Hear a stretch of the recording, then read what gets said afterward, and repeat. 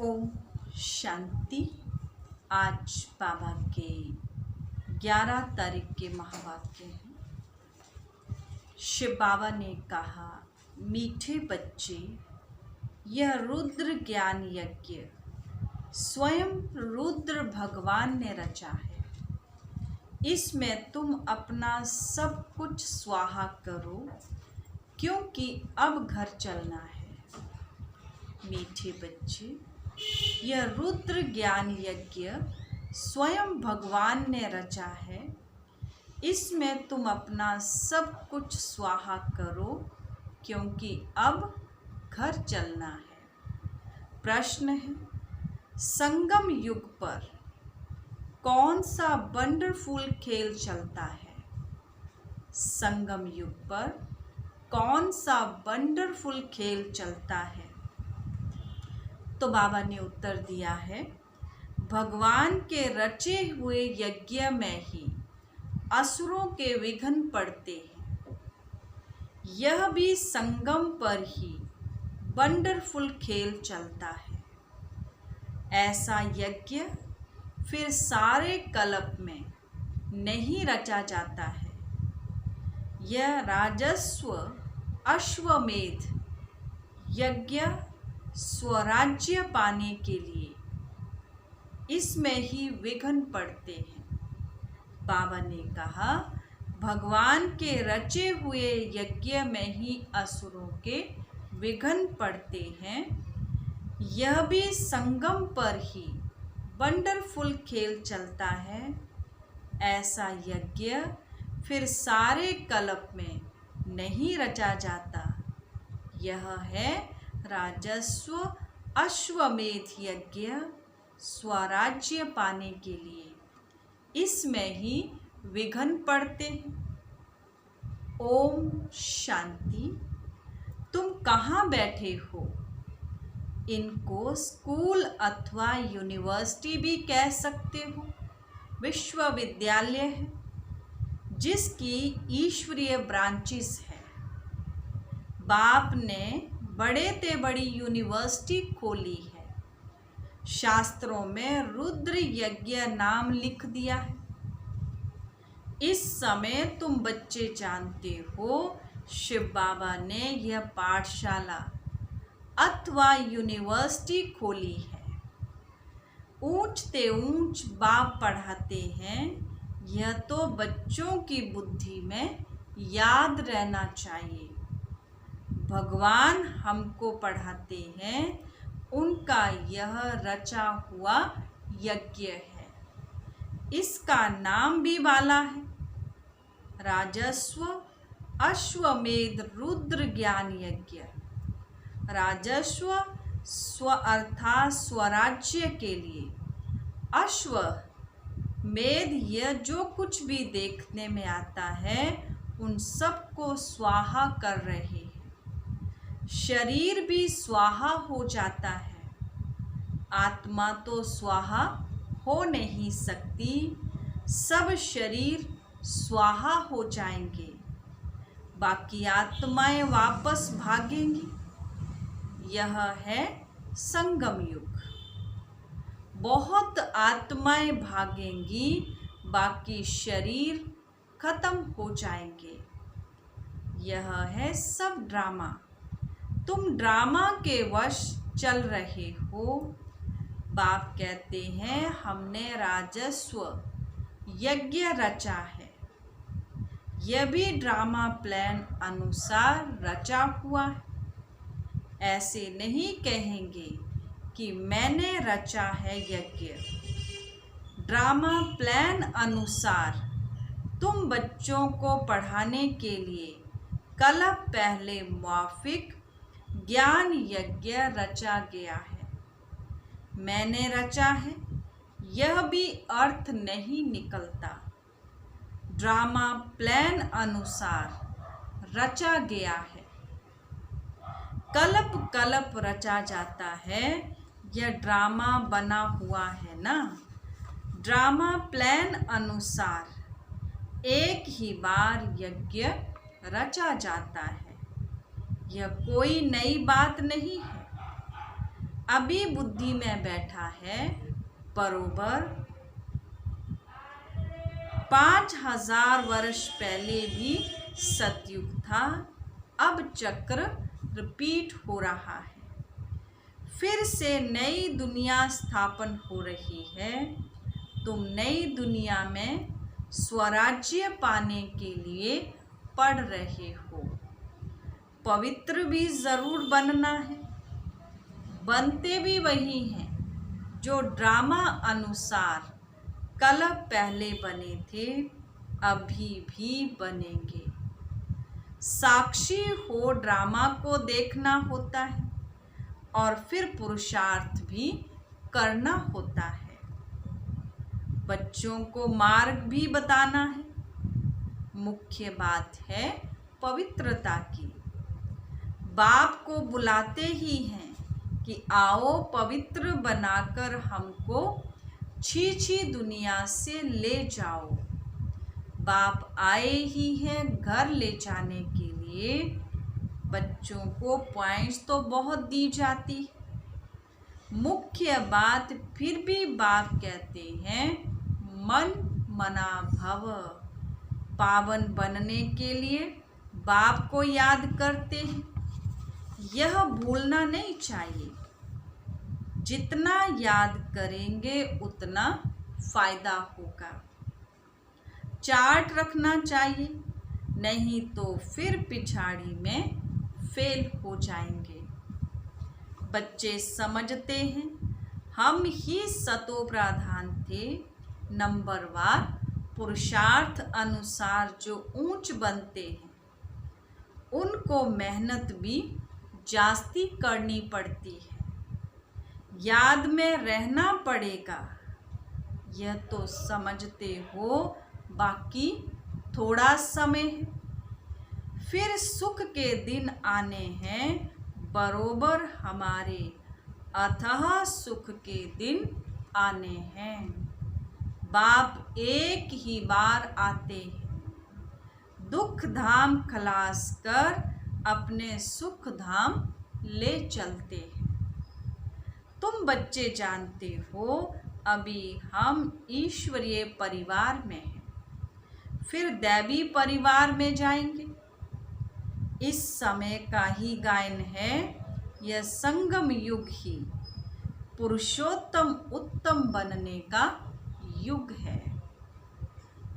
तुम बच्चे जानते हो हमको बेहद का बाप पढ़ा रहे हैं। फिर आगे चल सन्यासी लोग भी मानेंगे। वह भी समय आएगा ना। अभी तुम्हारा प्रभाव इतना नहीं निकल सकता। अभी राजधानी स्थापन हो रही है, टाइम पड़ा है। पिछाड़ी में यह सन्यासी आदि भी समझ जाएंगे सृष्टि का चक्र कैसे फिरता है। यह नॉलेज कोई में है नहीं। यह भी बच्चे जानते हैं पवित्रता पर कितने विघ्न पड़ते हैं। अबलाओं पर अत्याचार होते हैं। द्रौपदी ने पुकारा है ना। वास्तव में तुम सब द्रौपदियां हो, सीताएं पार्वतियां हो। याद में रहने से अबलाएं कुब्जाएं भी बाप से वर्षा पा लेती हैं। याद में तो रह सकती है ना। भगवान ने आकर यज्ञ रचा है, इसमें कितने विघ्न पड़ते हैं। अभी भी विघ्न पड़ते रहते हैं। कन्याओं को जबरदस्ती शादी कराते हैं, नहीं तो मार कर निकाल देते हैं। इसलिए पुकारती हैं हे पतित पावन आओ। तो जरूर उनको रथ चाहिए जिसमें आकर पावन बनाए। गंगा के पानी से पावन नहीं बनेंगे, बाप ही आकर पावन बनाए, पावन दुनिया का मालिक बनाते हैं। तो बाबा कहते हैं, तुम देखते हो इस पतित दुनिया का विनाश सामने खड़ा है, क्यों ना बाबा का बन जाए, स्वाहा हो जाए। पूछते हैं, स्वाहा कैसे हो, ट्रांसफर कैसे करें? बाबा कहते हैं, बच्चे तुम इस साकार बाबा को देखते हो ना, यह खुद करके सिखा रहे हैं। जैसा कर्म हम करेंगे हमको देख और करेंगे। बाप ने इनसे कर्म कराया है ना, सारा यज्ञ में स्वाहा कर दिया। स्वाहा होने में कोई तकलीफ थोड़ी है। यह ना बहुत साहूकार ना गरीब था, साधारण था। यज्ञ रचा जाता है तो उसमें खान पान की सब सामग्री चाहिए ना। यह है ईश्वरीय यज्ञ। ईश्वर ने आकर इस ज्ञान यज्ञ की स्थापना की है। तुमको पढ़ाते हैं। इस यज्ञ की महिमा बहुत भारी है। ईश्वरीय यज्ञ से ही तुम्हारा शरीर निर्वाह होता है। जो अपने को अर्पणमय समझते हैं, हम ट्रस्टी हैं। यह सब कुछ ईश्वर का है। हम शिव बाबा के यज्ञ से भोजन खाते हैं। यह समझ की बात है ना। यहाँ तो नहीं सबको आकर बैठना है। इनका सैंपल तो देखा, कैसे सब कुछ स्वाहा किया। बाबा कहते, जैसे कर्म यह करता है, इनको देख औरों को भी कराया। बहुत ही स्वाहा हुए। जो जो हुए वह अपना वर्षा लेते हैं। बुद्धि में समझा जाता है आत्मा तो चली जाएगी। बहुत ही स्वाहा हुए। जो जो हुए वह अपना वर्षा लेते हैं। बुद्धि से भी समझा जाता है आत्मा तो चली जाएगी, बाकी शरीर सब खत्म हो जाएंगे। यह बेहद का यज्ञ है। इनमें सब स्वाहा होंगे। तुम बच्चों को समझाया जाता है कैसे बुद्धि से स्वाहा हो, नष्टो मोहा बन जाओ। यह भी जानते हो यह सारी सामग्री खाक हो जाएगी। कितना बड़ा यज्ञ है। वहाँ फिर कोई यज्ञ नहीं रचा जाता है, ना कोई उपद्रव होते हैं। यह सब जो भक्ति मार्ग के अनेक यज्ञ हैं, वह सब खत्म हो जाते हैं। ज्ञान सागर एक ही भगवान है। वही मनुष्य सृष्टि का बीज रूप है। सत चैतन्य है, शरीर तो जड़ है। आत्मा ही चैतन्य है, वह ज्ञान सागर है। तुम बच्चों को ज्ञान सागर बैठ पढ़ाते हैं। वह सिर्फ गाते रहते हैं और तुमको बाबा सारा ज्ञान सुना रहे हैं। ज्ञान कोई बहुत तो है नहीं। वर्ल्ड का चक्र कैसे फिरता है, यह सिर्फ समझाना है। यहाँ बाप तुमको खुद पढ़ा रहे हैं। कहते भी हैं, साधारण तन में प्रवेश करता हूँ। भागीरथ भी तो मशहूर है ना। जरूर मनुष्य ही होगा जिसमें बाप आएगा। उनका एक ही नाम चला आता है, शिव। और सबके नाम बदलते हैं, इनका नाम कभी भी नहीं बदलता है। बाकी भक्ति में अनेक नाम रख दिए हैं, यहाँ तो है ही शिव बाबा। विश्व कल्याणकारी कहा जाता है। भगवान ही आकर नई दुनिया स्वर्ग स्थापन करते तो कल्याणकारी ठहरा ना। तुम जानते हो भारत में स्वर्ग था, अभी नरक है, फिर स्वर्ग जरूर होगा। इनको कहा जाता है पुरुषोत्तम संगम युग, जबकि बाप खिवैया बन तुमको इस पार से उस पार ले जाते हैं। यह है पुरानी दुख की दुनिया, फिर जरूर नई दुनिया होगी। ड्रामा अनुसार जिसके लिए तुम अभी पुरुषार्थ करते हो, बाप की याद ही घड़ी घड़ी भूल जाती है। इसमें है मेहनत। बाकी तुमसे जो विकर्म हुए हैं उनकी सजा कर्म भोग के रूप में भोगनी ही पड़ती है। कर्म भोग अंत तक भोगना ही है, उसमें माफी नहीं मिल सकती। ऐसे नहीं बाबा क्षमा करो, कुछ भी नहीं, ड्रामा अनुसार सब होता है। क्षमा आदि होती ही नहीं, हिसाब किताब चुकतू करना ही है। तमो प्रधान से सतो प्रधान बनना है, इसके लिए श्रीमत भी मिलती है।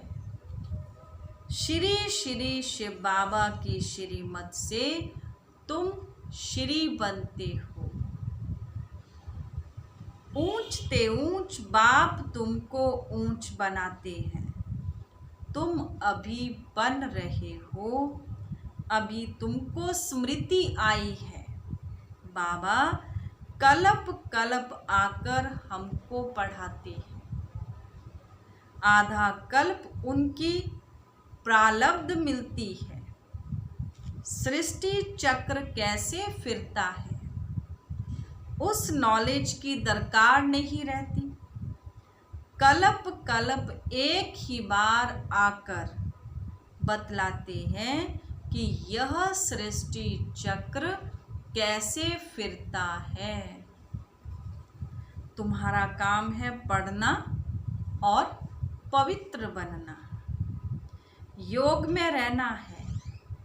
बाप के बनकर और पवित्र नहीं बनेंगे तो 100 गुना दंड पड़ जाएगा, नाम भी बदनाम हो जाएगा। गाते भी हैं सतगुरु का निंदक ठौर ना पाए। मनुष्यों को पता नहीं कि यह कौन है। सत बाप ही सतगुरु सत टीचर होगा ना। तुमको पढ़ाते वह हैं, सच्चा सतगुरु भी वह है। जैसे बाप ज्ञान का सागर है, तुम भी ज्ञान के सागर हो ना। बाप ने तो सारा ज्ञान दे दिया है। जिसने जितना कल्प पहले धारण किया है उतना ही करेंगे। पुरुषार्थ करना है, कर्म बिगर तो कोई रह ही नहीं सकता है। कितने भी हठ योग आदि करते, वह भी कर्म है ना। यह भी एक धंधा है। आजीविका के लिए नाम होता है, बहुत पैसा मिलता है। पानी पर आग पर चले जाते हैं, सिर्फ उड़ नहीं सकते हैं। उसमें तो पेट्रोल आदि चाहिए ना। लेकिन इनसे फायदा तो कुछ नहीं। पावन तो बनते नहीं। साइंस वालों की भी रेस है, उनकी है साइंस की रेस और तुम्हारी है साइलेंस की। सब शांति ही मांगते। बाप कहते हैं शांति तो तुम्हारा स्वधर्म है, अपने को आत्मा समझो, अपने घर चलना है। शांति धाम यह है दुख धाम।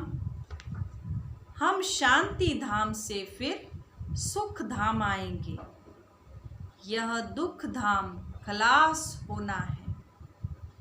यह अच्छी रीति धारण कर फिर औरों को धारण कराना है।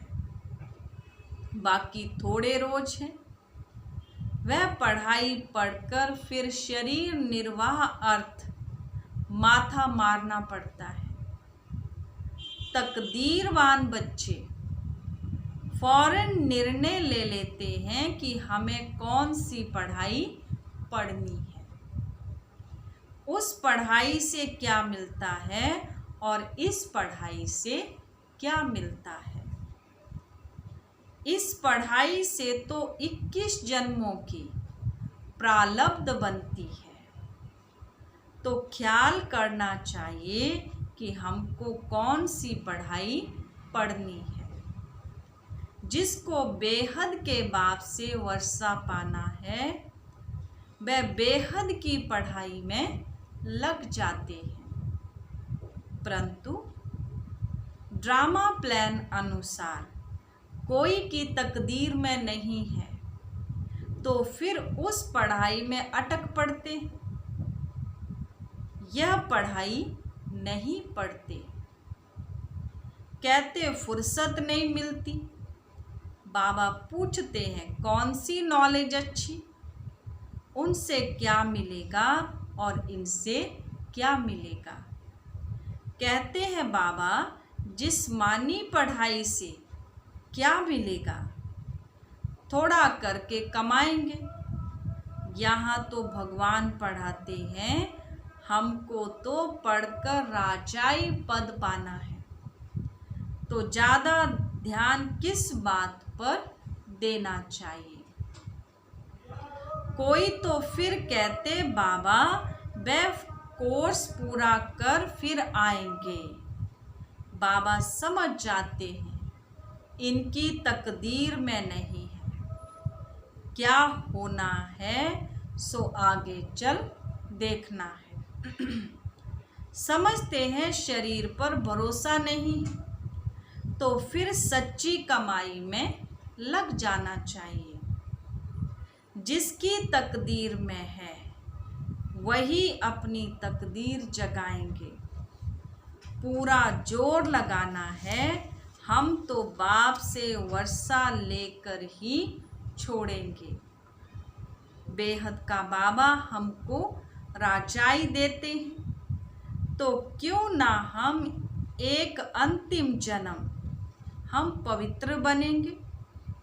इतने ढेर बच्चे पवित्र बनते हैं, झूठ थोड़े बोलते हैं। सब पुरुषार्थ कर पढ़ रहे हैं फिर भी विश्वास नहीं करते। बेहद का बाप आते ही तब हैं जब पुरानी दुनिया को नया बनाना होता है। पुरानी दुनिया का विनाश तो सामने खड़ा है, यह बहुत क्लियर है। समय भी बरोबर वही है, अनेक धर्म भी वही हैं। सतयुग में होता ही एक धर्म है। यह भी तुम्हारी बुद्धि में है। तुम्हारे में भी कोई है जो निश्चय अभी कर रहे हैं। अरे निश्चय करने में टाइम लगता है क्या। शरीर पर भी भरोसा थोड़ी है। जरा भी चांस गंवाना नहीं चाहिए। किसकी तकदीर में नहीं है तो जरा भी बुद्धि में नहीं आता है।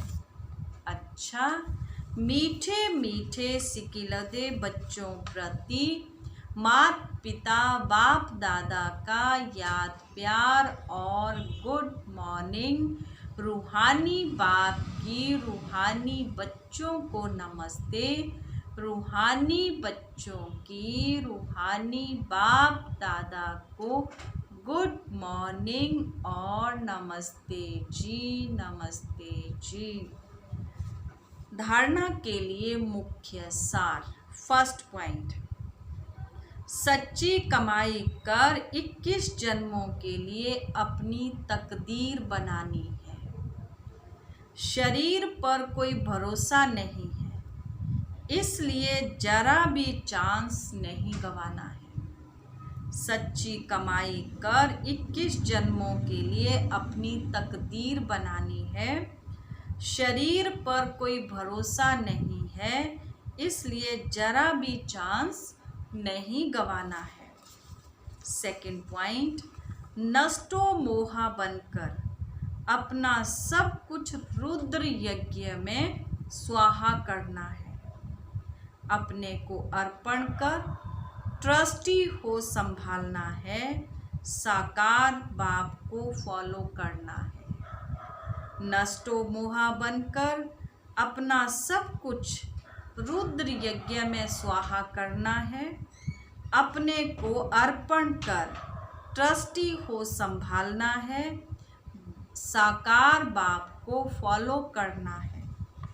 आज का वरदान, ग्लानि करने वाले को भी गुणमाला पहनाने वाले इष्ट देव महान आत्मा भव। ग्लानि करने वाले को भी गुणमाला पहनाने वाले इष्ट देव महान आत्मा भव। जैसे आजकल आप विशेष आत्माओं का स्वागत करते समय कोई गले में स्थूल माला डालते हैं, तो आप डालने वाले के गले में रिटर्न कर देते हो। ऐसे ग्लानि करने वाले को भी आप गुणमाला पहनाओ तो वह स्वतः ही आपको गुणमाला रिटर्न करेंगे, क्योंकि ग्लानि करने वाले को गुणमाला पहनाना अर्थात जन्म जन्म के लिए भक्त निश्चित कर देना है। यह देना ही अनेक बार का लेना हो जाता है। यही विशेषता इष्ट देव महान आत्मा बना देती है। आज का स्लोगन है, अपनी मनसा वृत्ति द्वारा अच्छी पावरफुल बनाओ तो खराब भी अच्छा हो जाएगा। अपनी मनसा वृत्ति सदा अच्छी पावरफुल बनाओ तो खराब भी अच्छा हो जाएगा। चाची, ओम शांति।